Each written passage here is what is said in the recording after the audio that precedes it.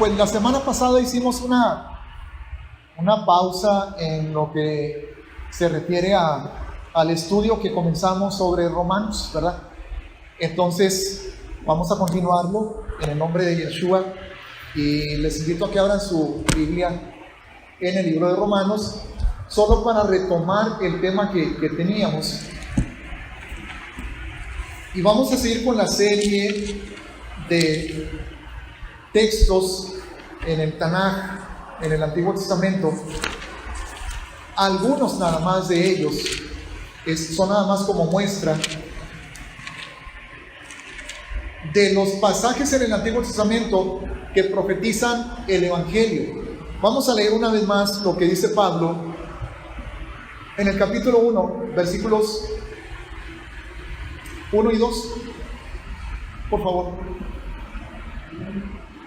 Romanos 1, versículos 1 y 2. Dice la palabra: Pablo, siervo de Yeshua HaMashiach, llamado a ser apóstol, apartado para el Evangelio que él había prometido antes por sus profetas en las santas escrituras. ¿Ok? Entonces, ¿qué es lo que dice el versículo 2, hermanos? Que Dios había prometido por medio de los profetas en las santas escrituras. ¿Qué es lo que Yahweh había prometido? La respuesta está en el versículo 1. ¿Okay? El Evangelio. Lo que Dios prometió en el Tanaj fue el Evangelio. A través de un montón, hermanos, de textos del Antiguo Testamento, el Señor estuvo anunciando las buenas nuevas a Israel. Ahora, hace 2 sábados estuvimos viendo algunas de esas escrituras, ¿verdad? Y un ejemplo de esas escrituras es Ezequiel 37. En ese pasaje, recapitulando un poquito, estuvimos leyendo cómo Yahweh prometió a través de la visión de los huesos que estaban secos, pero a los cuales el profeta Ezequiel les profetiza, porque así el Señor se lo instruye, y entonces se juntan cada uno con su compañero, hueso con hueso, se ponen los cartílagos y luego se cubre de piel, y luego, ya que está el cuerpo completo, el Señor le ordena profetizar al Espíritu que llene esos cuerpos. La interpretación está en ese mismo capítulo, hermanos. El Señor dice que el cumplimiento, porque luego nos da la profecía de los 2 palos.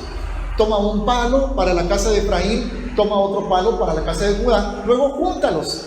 Ya no estarán separados, ya no estarán más divididos, sino que serán un solo pueblo, ¿verdad? Y luego el Señor junto con eso habla acerca de la salvación, porque en ese mismo capítulo 37 de Ezequiel habla de cómo David será rey sobre todos ellos y que tendrán un solo pastor que los pastoreará. Y explicamos en esa ocasión, hermanos, que cuando dice que David será rey sobre ellos, no se refiere a David, el que reinó hace tiempo, hace miles de años en Israel y que pecó adulterando con Betsabé y todo lo demás, que también hizo muchas cosas buenas y fue un profeta de Dios, el rey David, y un siervo tremendo de Dios, pero no se refiere a él, se refiere a Yeshua, porque Yeshua es el hijo de David. Porque a David Yahweh le promete darle un reino que no tendrá fin. ¿Y cómo es que se puede cumplir eso en el David humano, puesto que su reino sí tuvo fin? Entonces se refiere a Yeshua, hermanos. Como dice también, lo vamos a leer en otro pasaje de Isaías, que es el capítulo 11, pero luego lo vamos a leer. Entonces, el Evangelio consiste en lo siguiente. Normalmente, cuando nosotros pensamos en Evangelio, en nuestra cultura, en nuestra forma de pensar, en cualquier iglesia, incluyendo la nuestra, hermanos, durante mucho tiempo, siempre que se menciona la palabra Evangelio, ¿qué se te viene a la mente? Normalmente, en la iglesia en general, ¿qué se nos viene a la mente? ¿Perdón? ¿Escrituras?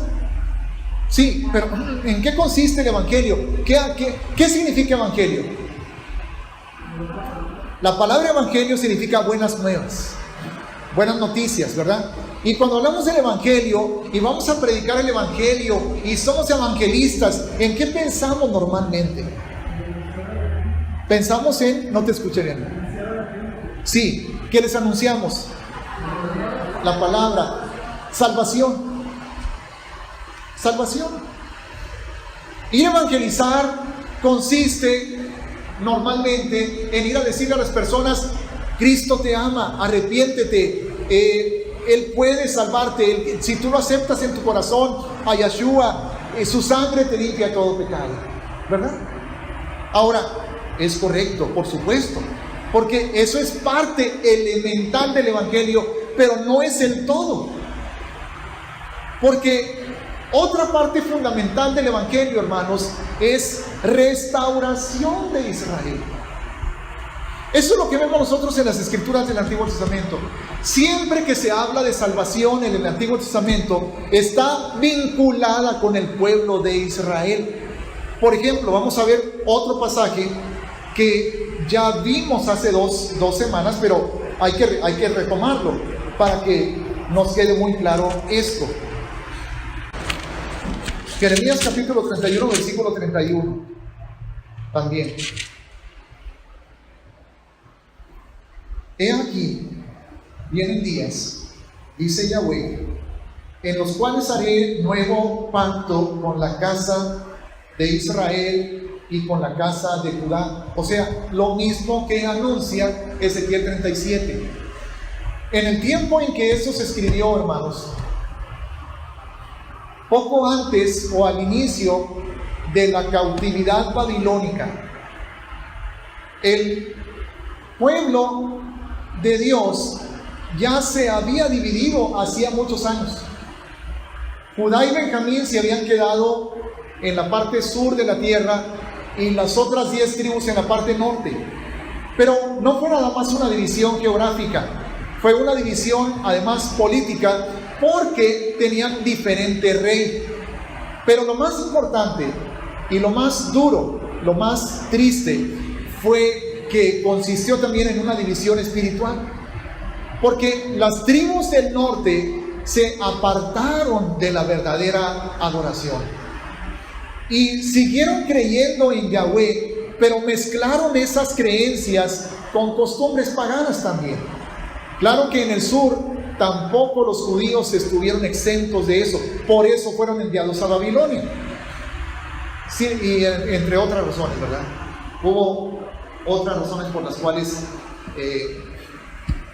sucedió lo que conocemos como la cautividad babilónica. Entonces lo que está diciendo aquí el Señor es que Él hará un nuevo pacto y que en ese nuevo pacto estarán incluidas las dos casas, tanto el reino del norte como el reino del sur. Cuando Yeshua viene, hermanos, a la tierra y establece su ministerio y envía a sus discípulos a predicar la palabra, está muy claro, los envió a las ovejas perdidas de la casa de Israel. Él vino a los judíos, a lo suyo vino, pero los suyos no lo recibieron, mas a todos los que le recibieron les dio potestad de ser hechos hijos de Dios. Quiero hacer una pausa con esos versículos de Juan 1, 11 y 12, que dice: a lo suyo vino, mas los suyos no le recibieron.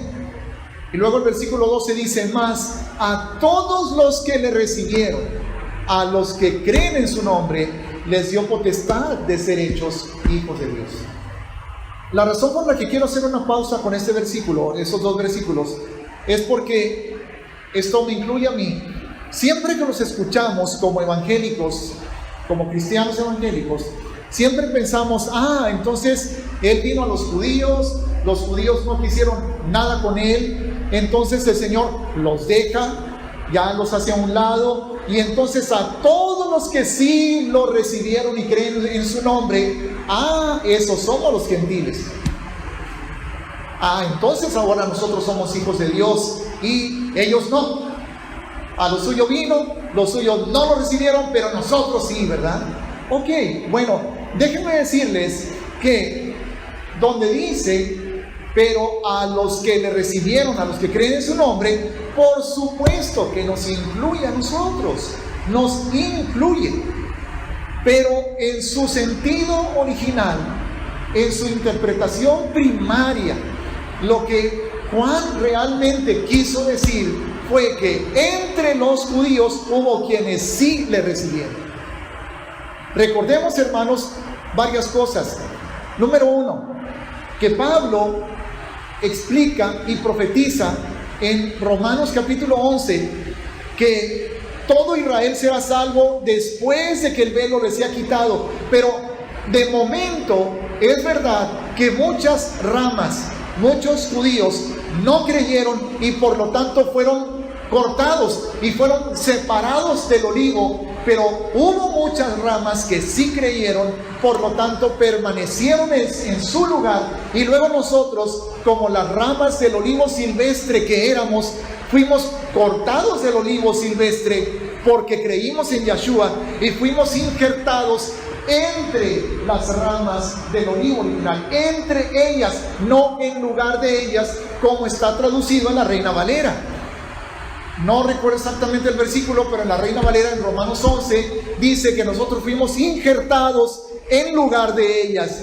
No, para nada. Si vemos el griego en el diccionario Strong's, hermanos, el significado de la palabra que se tradujo que se tradujo en lugar de, no quiere decir en lugar de, significa entre.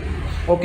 Ahora, por otra parte, hermanos, en un capítulo de Hechos, 20 y tantos, capítulo de Hechos, cuando Pablo regresa de uno de sus viajes y llega a Jerusalén, lo reciben los judíos mesiánicos de Jerusalén y le dicen: hermano Pablo, ya ves cuántos miles de judíos hay que han creído en el nombre de Yeshua y todos son celosos de la Torá. ¿Cuántos miles de judíos hay que han creído? Desde el principio, hermanos, empezaba Yeshua su ministerio y una noche llega un fariseo llamado Nicodemo y le dice: maestro, en plural, sabemos que has venido de Dios, porque ninguno puede hacer las cosas que tú haces si no está Dios con él. ¿Qué pasó con Nicodemo? Era judío, era fariseo, y él y otros creían en él, porque le dijo: sabemos que has venido de Dios, y le dijo rabí. Maestro en el hebreo es rabí. O sea que Yeshua, hermanos, era un rabino preparado en la enseñanza de la Torá. Entonces, de ninguna manera quiere decir la palabra en Juan capítulo 1, versículo 11 y 12, los judíos no creyeron, ellos ya quedaron descartados, y nosotros los gentiles sí creímos. Porque déjame preguntar, qué proporción de gentiles realmente, hermanos? Hablamos de gentiles, cualquiera que no sea judío, ¿ok? Yo no soy judío, entonces soy gentil. Cualquiera que no sea judío en el mundo, ¿qué proporción de gentiles hoy en día ha aceptado a Yeshua como su Salvador? ¿Qué porcentaje? No digo qué porcentaje de la población mundial es cristiana. No digo eso. Porque si se habla de estadísticas, hermanos, existen las estadísticas y nos dicen que quién sabe cuántos miles de millones de personas en el mundo son cristianas. ¿Pero por qué se dice eso?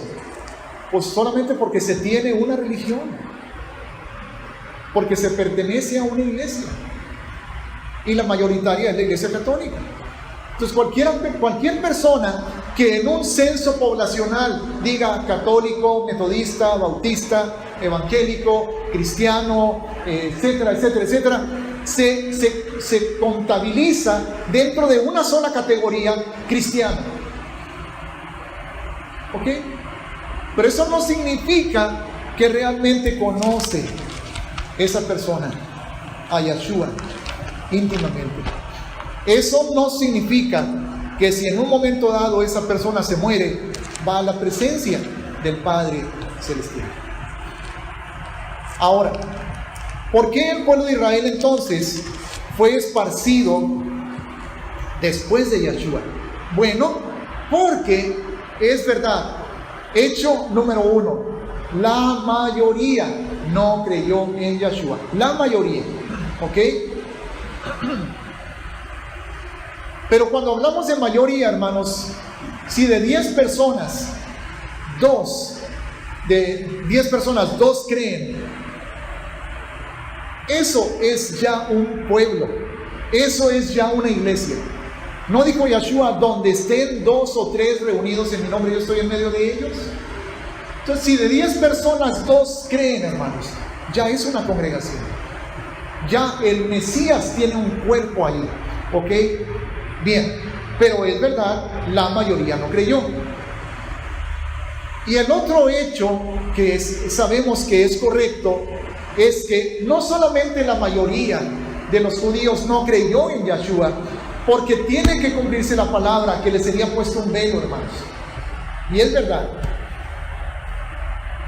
Pero además es correcto el hecho, o más bien, además tenemos el hecho de que el gobierno no creyó. El gobierno de Israel.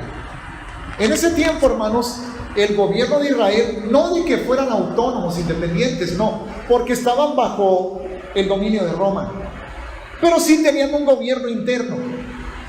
No tenían un presidente, no tenían un parlamento, no tenían un congreso. ¿Qué tenían los judíos en el tiempo de Yeshua? ¿Cuál era su gobierno? El Sanedrín. Eran los meros de los fariseos. Ellos los hacen, bueno, no necesariamente, porque el fariseo no era sacerdote. El fariseo, había un sumo sacerdote en el templo, pero el cuerpo gobernante se llamaba Sanedrín, que era un conjunto de fariseos que entre todos decidían lo que se tenía que practicar o no en el pueblo, ¿verdad? O si mataban a la adúltera, o al que no guardó el Shabbat, o al que se dice ser el Mesías, hay que matarlo. Ellos decidieron eso, los miembros del Sanedrín. Entonces el Sanedrín no creyó en Yeshua. Si el Sanedrín hubiera creído en Yeshua, otra cosa hubiera sido, porque se hubiera esparcido la buena noticia, hermanos, en todo Israel, y hubieran seguido el liderazgo de esos fariseos. Sin embargo, debía de ser que no creyeran. Así estaba escrito. ¿Cuál era el propósito, hermanos, de que no creyeran? Que el Evangelio fuera enviado hasta los últimos rincones del planeta para que nosotros lo conociéramos. Ahora no voy a ahondar en esa historia porque es amplia, pero voy a decir algo que a lo mejor no va a hacer clic en muchas mentes. No digo de aquí precisamente, sino de afuera, porque no son conceptos a los que estamos acostumbrados, hermanos. Me desvío un poquito del tema, pero es importante. ¿Cómo nos llegó el Evangelio a nosotros, hermanos? ¿Cómo escuchamos? Bueno, cada quien de una manera muy especial, pero podemos decirlo así generalmente. Lo escuchamos, bueno, yo lo escuché a través de mi mamá, que lo escuchó a través de una misionera, que vino de una iglesia bautista de Estados Unidos.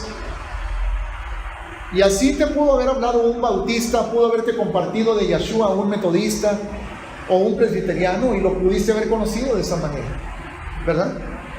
Sin embargo, ¿qué tuvo que pasar para que existiera la iglesia presbiteriana, para que existiera la iglesia bautista, para que existiera la iglesia metodista, para que existiera la iglesia pentecostés, para que yo pudiera escuchar el evangelio? ¿Qué tuvo que ocurrir? Tuvo que ocurrir una reforma. En el año de 1517, el 31 de octubre, hermanos, un monje agustino pegó 95 tesis en la puerta de la catedral del castillo de Gutenberg en Alemania. Ese fue el inicio de la reforma. Y ahí nace la iglesia protestante, evangélica, con todas sus denominaciones y variantes. ¿Ok? Gloria a Dios por ello. Gloria a Dios por ello. Yo fui salvo el 15 de agosto de 1975 como resultado de ese movimiento. Entonces, gloria al Señor por ello. Se recibió una revelación maravillosa que estaba en la palabra, pero estaba escondida. Que la salvación es por fe solamente, que la salvación es por gracia nada más, y que la Biblia es suficiente como autoridad. Porque en ese tiempo, hermanos, la salvación se enseñaba como algo que tenías que alcanzar por obras, y se enseñaba que podías comprar indulgencias para que tus pecados futuros ya no te condenaran, para que tuvieras garantizada la entrada al cielo. Y se enseñaba que el pueblo, el populacho, no podía leer la escritura. Por eso se tenía únicamente, ya sea en sus idiomas originales, hebreo, griego, o en latín. Solamente los sacerdotes podían leer la escritura. Tú como alemán o como inglés o como español no podías leer la escritura. Entonces vino una transformación, vino una revolución espiritual maravillosa realmente. Pero fue una de esas reformas que el Señor ha estado realizando para regresarnos a la verdad. Sin embargo, eso fue, hermanos, en 1517. ¿Cuál era la situación antes de 1517? La Iglesia Católica. La Iglesia Católica controlaba, la Iglesia Católica limitaba, la Iglesia Católica te mantenía en temor, en condenación. Te sales, te excomulgo, te mato, porque había tortura, había inquisición, había de todo. ¿Qué fue lo que pasó entonces? Es decir, ¿cuándo inició la Iglesia Católica su reinado, por decirlo de esta manera? De una manera oficial, en el año 325. 260 años, 290 años, más o menos, 295 años, casi 300 años después de la muerte y resurrección de Yeshua. La Iglesia Católica inicia su reinado oficial. ¿Ok?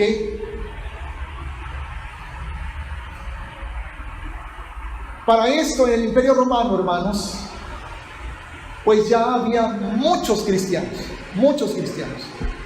Nunca podremos decir que la mayoría, pero sí eran muchos cristianos.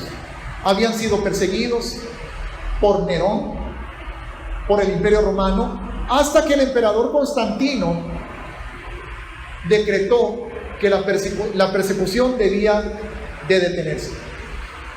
Y entonces él comenzó a favorecer a los cristianos, a regalarles tierras, a construirles edificios, hasta que en el año 325 él los convoca a todos, a los principales líderes y obispos de la iglesia, y les dice: ya es tiempo de organizarse, ya es tiempo de fundar una iglesia universal, Y eso se hace en la ciudad de Nicea en el año 325.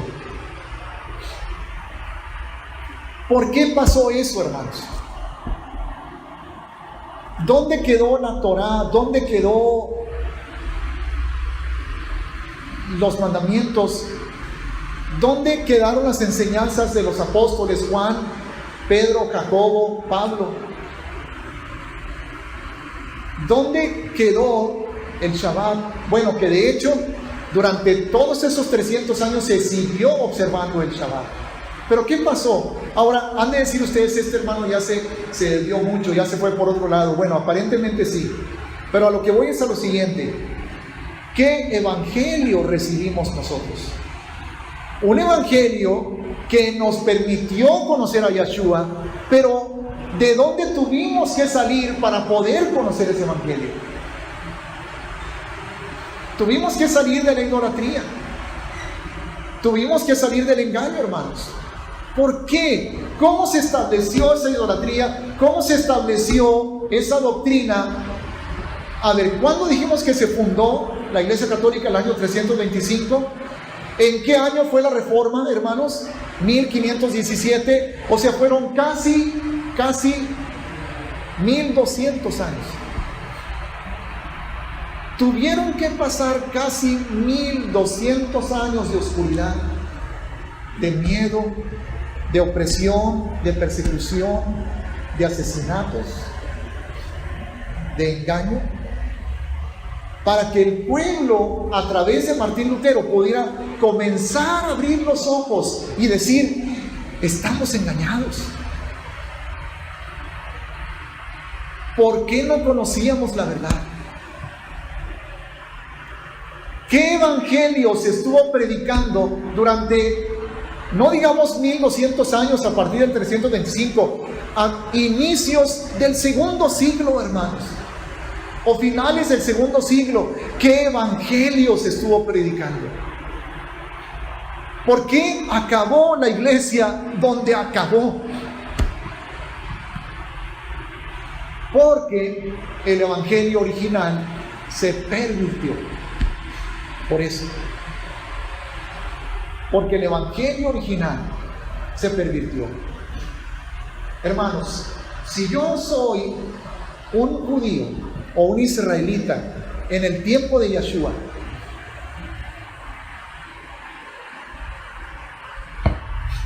como lo eran los apóstoles, y yo recibo el evangelio y escucho buenas nuevas, yo me gozo, porque el evangelio incluye, vamos a hablar, ya dijimos, salvación, perdón de pecados, redención, vida eterna. Eso está en una sola categoría, un solo aspecto del evangelio. Y wow, eso es maravilloso, hermanos.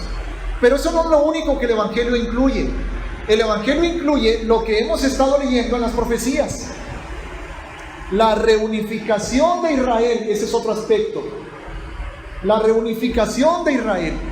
Por eso, cuando Yeshua manda a los discípulos, les dice: no vayan a aldeas de gentiles. ¿Qué quiere decir eso? ¿Que el evangelio no es para los gentiles? No. El evangelio es para los gentiles, pero después. Primero vayan a las ovejas perdidas de la casa de Israel. Porque yo he venido, dijo Yeshua, a traer, así como el pastor que al regresar del campo ve que una de sus ovejas falta, él regresa a buscar a la perdida. Vayan a las ovejas perdidas de la casa de Israel. Que regresen al redil, que regresen a la Torá. Cuando él enseña la parábola del hijo pródigo, hermanos, el hijo mayor es Judá, el hijo menor es Israel. Israel se fue con los gentiles, con las prostitutas, con los cerdos. Se perdió, se pervirtió. Y es el propósito de esa parábola enseñarle a los judíos que él vino a restaurar a Israel a la comunión con su Padre.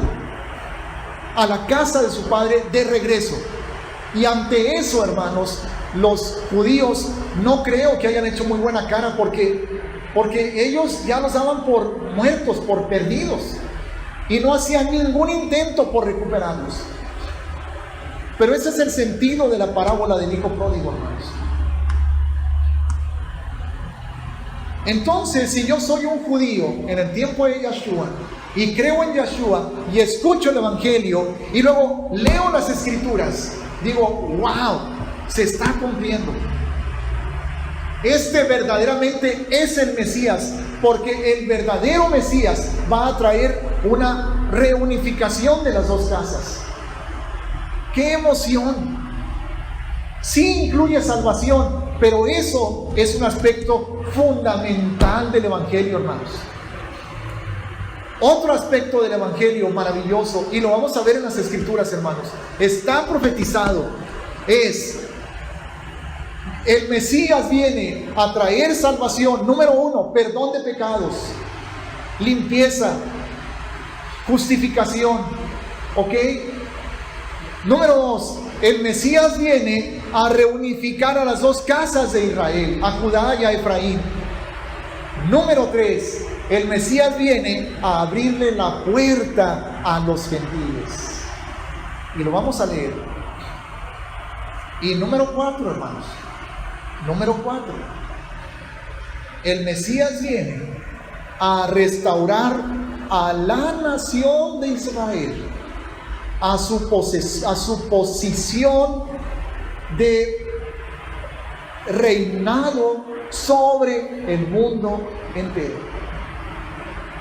Israel como cabeza de las naciones. Israel como líder mundial. ¿Qué fue lo que le preguntaron los discípulos a Yeshua antes de que él se retirara, antes de que se apartara de ellos y ascendiera a la presencia del Padre? Señor, ¿qué le preguntaron? ¿Restaurarás qué cosa? El reino a Israel en este tiempo. Creo que es en Hechos 1 cuando le preguntan eso. ¿Restaurarás el reino a Israel en este tiempo? Y entonces el Señor les contesta que sí o que no. ¿Qué les contesta? Les dice: no les toca a ustedes conocer los tiempos o las sazones. Lo único que les interesa saber es que voy a derramar mi Espíritu Santo sobre ustedes y van a recibir poder y me van a ser testigos. Hermanos, ¿qué evangelio trajo Yeshua al mundo? ¿El evangelio de la salvación? No dice eso el Nuevo Testamento. Dice que vino a traer el evangelio del reino. ¿Cuál reino? Bueno, de su reino sobre Israel, la era mesiánica. En el milenio, hermanos, el Mesías ya se manifestó, el Mesías ya vino, ya nació como hombre, ya fue crucificado, ya murió, ya resucitó, pero se fue y prometió regresar. Y cuando regrese, va a establecerse la era mesiánica sobre esta tierra. Cuando el Mesías, Yeshua, el Rey de Reyes y Señor de Señores, va a gobernar sobre el mundo entero. ¿Desde dónde? ¿Desde Washington? ¿Desde Moscú? ¿Desde Londres? No, ¿verdad? Ni siquiera desde Tepito, hermanos. No, desde Jerusalén. Desde Jerusalén. Porque cabeza de las naciones será Israel, y el monte de Sión será el principal de todos los montes. Y en el monte de Sión es donde estuvo y donde va a estar el templo. Todo eso, hermanos, es el evangelio. Ese es el evangelio. Entonces, cuando leemos en Romanos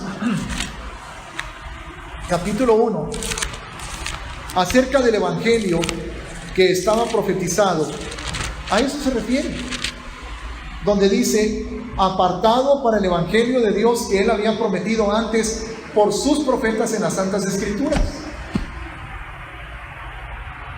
acerca de su Hijo.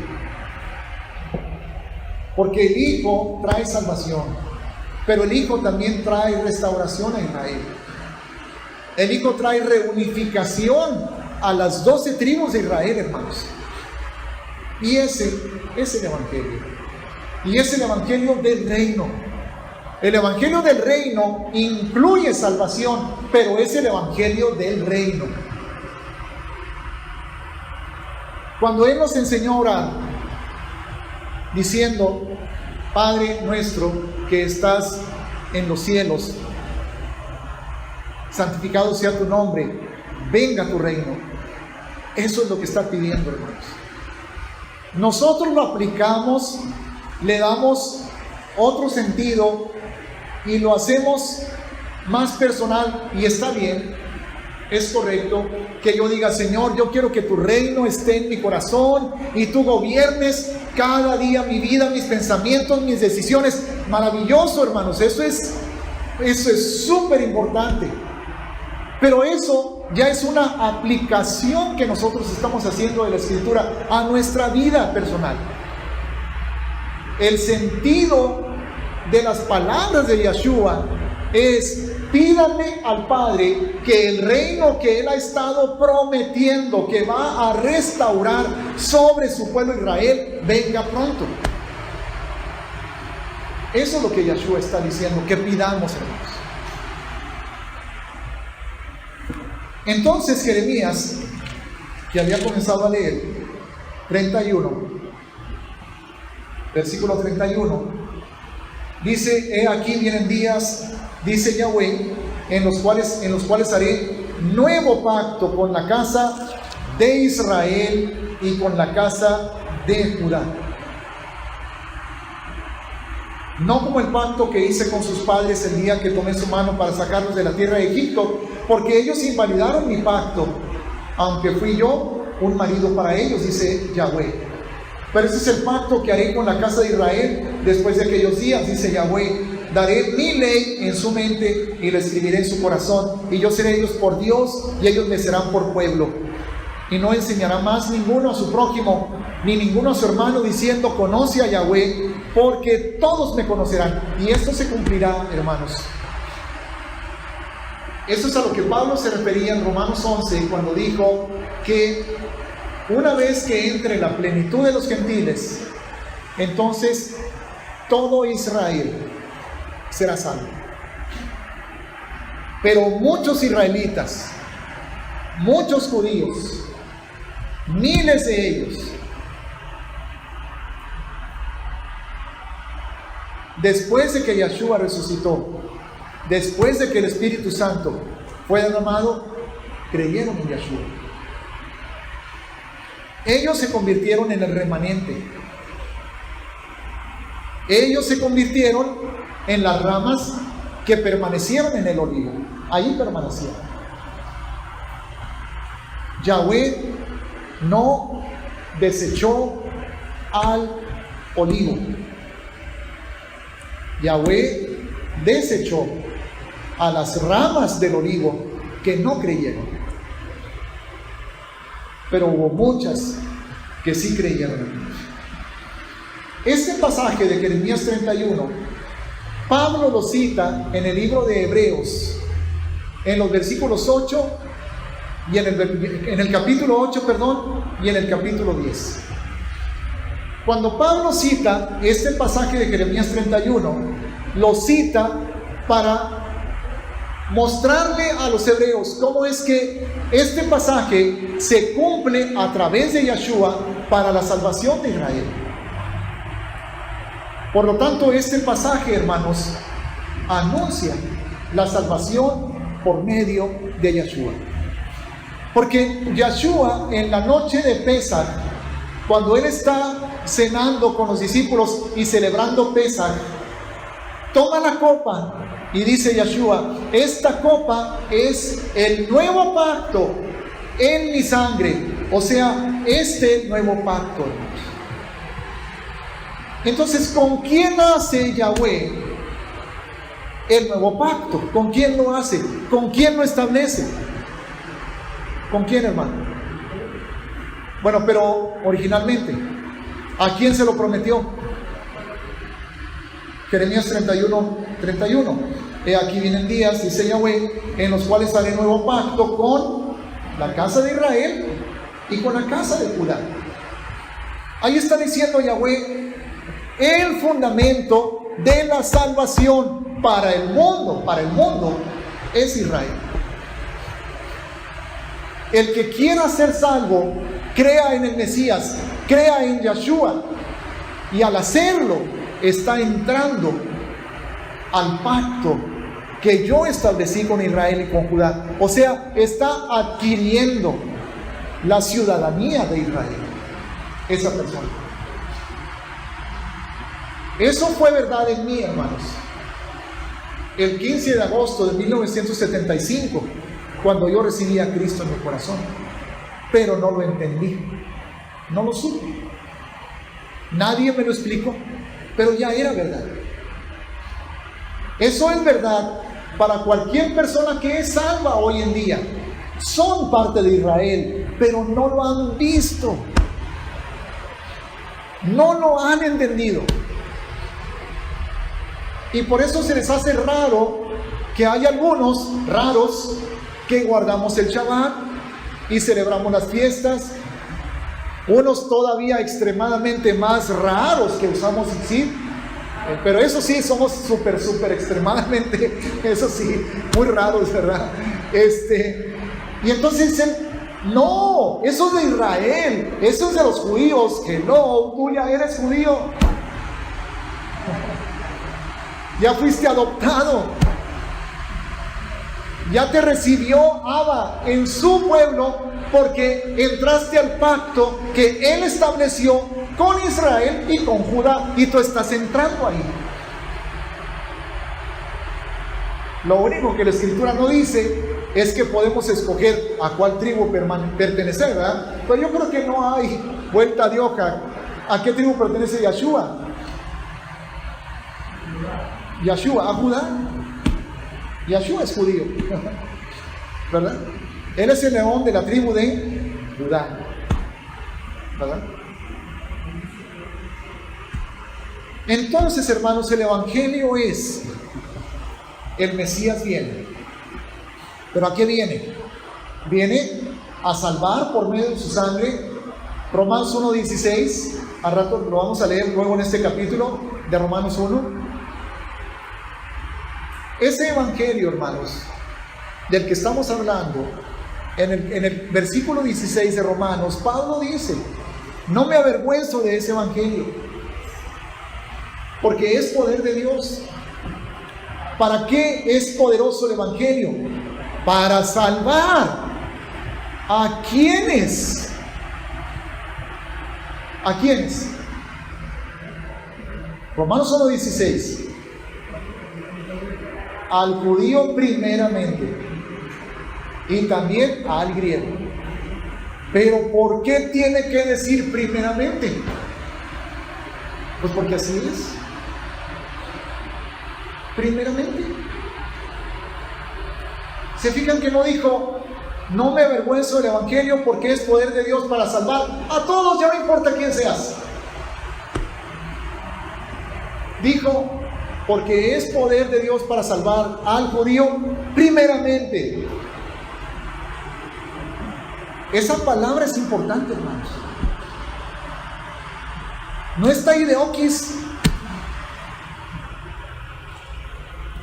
Por lo tanto, el Evangelio que debió haberse predicado a través de todo el Imperio Romano fue este: restauración de Israel. A ver, vamos a repasar los 4 aspectos que ya vimos. El más importante es salvación por medio de su sangre. Eso lo empezamos a conocer a partir de 1517. Sí se acuerdan, ¿verdad? Que allá en 1517, cuando empezó Martín Lutero a predicar, todos dijimos: wow, qué padre, ¿verdad? Okay. Hablamos así porque hablamos de, como evangélicos, hermanos, como cristianos, comenzamos a conocer esa parte. No se conocía esa parte, hermanos. Estaba oculta esa parte. ¡Qué tremendo! Es nuevo esto para nosotros. Tiene 500 años de antigüedad que se predica el Evangelio. De hecho, el año pasado, 2017, fue el 500 aniversario de la Reforma. No se conocían. ¿Por qué no se conocían? Por el engaño, por la ceguera, por las tradiciones. Lo que nos robó el enemigo, hermanos. Qué tremendo. Ok, ¿cuáles son esos 4 aspectos? Primero, salvación. Segundo, restauración de Israel. Restauración de Israel, reunificación de las dos casas, ¿verdad? Que eso todavía no ocurre en su totalidad. Tercero, inclusión de los gentiles. Eso es algo maravilloso, qué bueno. Gloria a Yahweh, aquí estamos. Inclusión de los gentiles. Y cuarto, el reino futuro, la venida del Mesías. Todo eso es el Evangelio.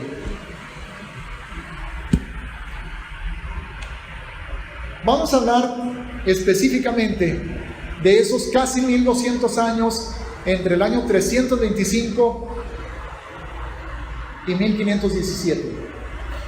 Durante esos 1200 años, ¿cuál de esas cuatro aspectos se predicó del Evangelio?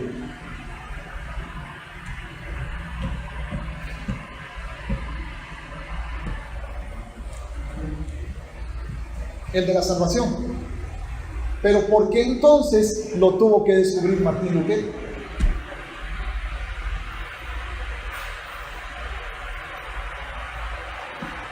Porque Martín Lutero lo descubrió en la palabra.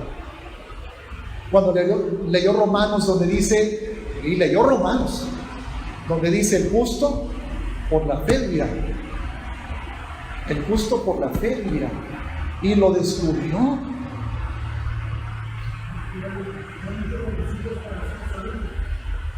Entonces no era la salvación solo por la sangre, solo a través de la fe.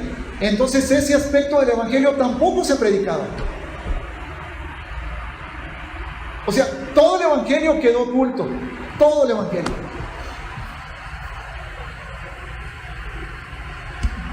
Entonces, ¿por qué pasó eso? Porque cuando tú empiezas a borrar una parte y luego otra, cuando los cristianos del segundo o tercer siglo comenzaron a decir, no, Israel ya fue sustituido y ahora nosotros somos la iglesia. Comienzas a quitarle una parte, comienzas a quitarle que Yahshua vino a restaurar, a reunificar a las dos casas y que Israel va a volver a ser cabeza de las naciones. Entonces el enemigo se encarga de quitarle lo demás. Se encarga de quitarle lo demás hasta que ya no queda nada. Y es por eso que tuvo que venir la reforma, y fue de Dios la reforma, hermanos. Aunque Martín Lutero, en su ignorancia, en su ceguera, odió a los judíos y predicó en contra de ellos y escribió en contra de ellos, y su libro, que se titula De los judíos y sus mentiras, fue una inspiración para Adolfo Hitler, de modo que hizo después lo que hizo por Martín Lutero. Qué duro. Pero obtuvimos salvación. ¿Y ahora qué está haciendo el Señor? Está restaurando el resto del Evangelio. Al pueblo cristiano ya nos quedó muy claro que es salvación por medio de la sangre de Yahshua y que los gentiles estamos incluidos, pero no ha quedado claro lo demás. Que el propósito del Evangelio es restaurar a Israel y es unificar a las dos casas. Y como dijeron los apóstoles, como preguntaron, ¿restaurarás el reino de Israel en este tiempo? Bueno, aunque el Señor no les dijo cuándo, no les dijo va tardar tanto tiempo, pero con su respuesta estaba afirmando que sí restaurará el reino de Israel.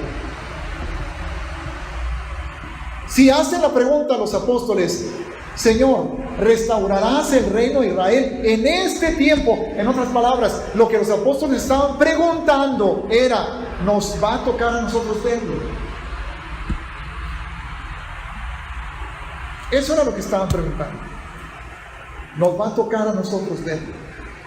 Queremos verlo. Anhelamos que ya. ¿Por qué preguntaron eso? ¿Por qué anhelaban eso? Porque lo veían profetizado. Lo veían en las Escrituras. Y sabían que el Mesías trajo ese evangelio. Ellos escucharon el evangelio completo, hermanos. Nosotros no. Aunque escuchamos la principal parte. El jueves que estábamos en la reunión de mesiánicos desayunadores y que hablábamos acerca de las versiones de la Biblia, de las traducciones, a un amigo pastor que está asistiendo, probablemente le impactó en cierta manera escuchar que la traducción, no la palabra de Dios, hermano, la palabra de Dios no, la traducción Reina Valera tiene errores, tiene imprecisiones de traducción, y que por lo tanto algunas de las cosas que dice pues no están apegadas al sentido original.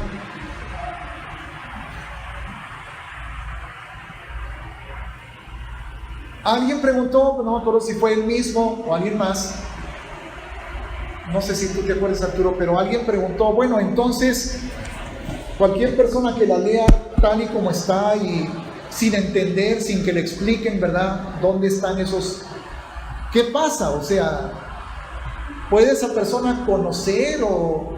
Bueno, la respuesta que le di fue, cualquier persona que lea esta versión Reina Valera o cualquier otra versión va a encontrar la revelación necesaria para su salvación, sin importar la versión. Va a haber muchas áreas, muchos aspectos en los cuales va a permanecer en ignorancia a causa de la mala traducción, pero son aspectos no que no sean importantes. Sí es importante entender y quitar algunas confusiones, pero lo importante es la salvación. Y no importa si tú lees la Reina Valera o la Nácar Colunga o la Kadosh o la Nueva Versión Internacional o la que como se llame, Dios habla hoy, no importa, tú puedes entender el mensaje de salvación claramente y por lo tanto ser salvo, y eso es más que suficiente. Gloria a Dios por ello. Puedes vivir salvo sin entender la voluntad del Padre más clara para tu vida. Puedes vivir en desobediencia por ignorancia. Y también porque no solamente la mala traducción escritural, sino la enseñanza de tus líderes espirituales, que te mantiene en esa ignorancia. Y no que yo lo sepa todo, hermano, soy muy, pero muy lejos de siquiera comenzar a adquirir algo de entendimiento de la Escritura, pero somos responsables. ¿Y por qué se perdió, volviendo al tema, el Evangelio? ¿Qué Evangelio predicaba la Iglesia Católica, hermanos, en la Edad Media o durante el oscurantismo? ¿Qué Evangelio predicaba la Iglesia? Había un Evangelio. Si quieres ser salvo, tienes que ser católico. Ese era el Evangelio. Ese era el Evangelio. No hay salvación, y eso llegó a estar, hermanos, en los concilios. Esto que les voy a decir ahorita lo dice la Iglesia Católica. Yo no sé si actualmente, pero lo han puesto en sus cánones. La Iglesia Católica ha dicho: no hay salvación fuera de la Iglesia Católica. Ahí está. Ahora como que se han visto obligados a dar marcha atrás en ese sentido. Y el señor que ocupa el máximo puesto de liderazgo en la Iglesia Católica, que se llama Jorge y que es argentino, ya se fue al otro extremo y ya hizo un vídeo donde pone al budista, al judío, al cristiano y al musulmán, todos salvos, todos hermanitos, cada quien con su forma de acercarse a Dios, cada quien cree en Él, cada quien lo conoce a su manera. El budista, el musulmán, el judío y el cristiano, todos juntitos, bien lindos.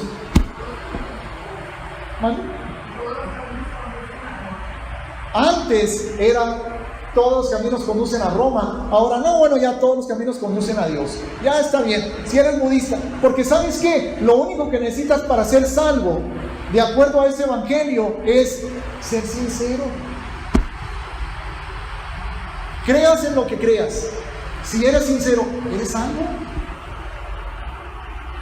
Ahora está de moda decir, ¿quién soy yo para juzgar al hindú y decir que no es salvo? ¿Quién soy yo para juzgar al musulmán y decir que no es salvo? Pues no lo hago yo. Yeshua dice, yo soy el camino y la verdad y la vida, y nadie viene al Padre sino por mí. Ese es el evangelio, hermanos. Y cualquier otra cosa es un falso evangelio. Así que Pablo dice en Romanos, capítulo 1, que él fue escogido y fue separado, apartado para el evangelio de Dios. Pero qué cosa tan distinta puede haber en la mente de una persona, en un cristiano del siglo XXI, el concepto, cuando escucha o lee la palabra evangelio, el concepto del evangelio que tenía Pablo, Pedro, Juan, Timoteo, Jacobo. Gloria a Yahweh, hermanos, porque Él nos está regresando a ese evangelio. Y gloria al Señor. No de que ahora sí ya somos salvos y antes no. No. Yo soy salvo desde aquella fecha que ya les mencioné. Ustedes son salvos desde que recibieron a Yeshua en su corazón. Aunque hayan utilizado el nombre de Cristo o Jesús, sin importar eso. Ustedes son salvos, somos salvos. Pero el Señor nos está restaurando al evangelio, porque Pablo lo dice, hermanos. Vuelvo a leer Romanos 1, versículos 1 y 2. Pablo, siervo de Yeshua HaMashiach, llamado a ser apóstol, apartado para el evangelio de Dios, que Él había prometido antes por sus profetas. Entonces, ¿queremos saber en qué consiste el evangelio, hermanos? Pues hay que leer los profetas. Hay que ver en qué escrituras se promete ese evangelio. ¿Qué dice? ¿Qué promete? ¿Salvación? Amén. Sí, promete salvación. ¿Promete la inclusión de los gentiles? Sí, y lo vamos a leer. Está profetizada la inclusión de los gentiles. Lo vamos a leer después. Pero que no se nos olvide que promete la reunificación de Judá y de Israel. ¿Y qué promete? La restauración del reino de Israel sobre todas las naciones de la tierra. Y dentro de ese evangelio, hermanos, anuncia que en el milenio se celebrará el Shabbat, se celebrará tabernáculos, se guardarán las lunas nuevas, se celebrarán los meses. Todo está prometido en los profetas como parte del evangelio, hermanos. Así que qué bendición, qué privilegio, de veras, qué hermoso privilegio. Yo lo considero así para mi vida, hermanos. que el Padre en su gracia, en su misericordia, en su fidelidad, me haya permitido entenderlo para comenzar a caminar en eso. Alguien me compartió que alguien le dijo, lo escuché, alguien le dijo a una persona mesiánica: ay, pero ¿para qué? Si eso se va a hacer en el milenio, ¿para qué lo estás haciendo desde ahorita? Al contrario, como se va a hacer en el milenio, prefiero estarlo practicando desde ahorita. Estar en sintonía con el Padre, caminar de acuerdo a su voluntad, conocer su corazón. Que no se nos olvide, hermanos, que la santidad es a lo que Yahweh nos ha llamado. Y la santidad no es únicamente la santidad externa de renunciar a las costumbres paganas y celebrar las fiestas bíblicas, renunciar a los días de la tradición y honrar los días del Señor. Eso es una santidad externa. La más importante es la santidad interna. Renunciar a la maldad de nuestro corazón, a la perversión de nuestra carne, al egoísmo, a la envidia, al celo, a la vanidad, al orgullo, a la soberbia, a la vanagloria, a la amargura, a la falta de perdón. Todo eso, hermanos, que no se nos olvide. Porque de nada sirve la externa, en realidad, de nada sirve el externo, si no practicamos la interna. Es más importante.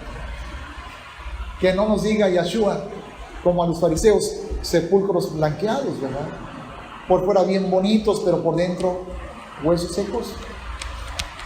Entonces, gracias a Dios por su palabra.